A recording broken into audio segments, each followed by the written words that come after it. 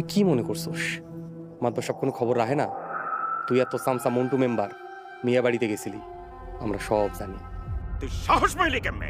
अगर sir diabetes है किसी को तो उसको तो लंबे टाइम तक खानी पड़ेगी आयुर्वेद की भी। देखिए डायबिटीज़ का कारण क्या है ये देखना पड़ेगा ना पहले।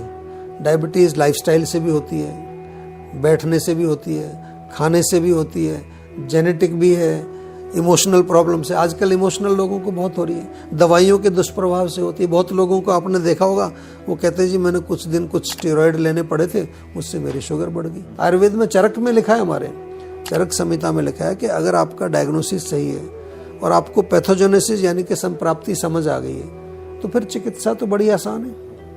उसको हमें जो उसका पूरा पैसेज है बीमारी का कि भाई यहाँ सेडेंट्री लाइफ से शुरू हुआ, उसके बाद ये इसने मीठा ज़्यादा खाया, इसके बाद इसका जो अंदर गया तो आम बन गया, आम ने जो है फिर पेनक्रियाज में जाके ब्लॉकेज कर दी, फिर इंसुलिन बाहर नहीं निकल रही है और इसको जो शुगर बढ़ गई।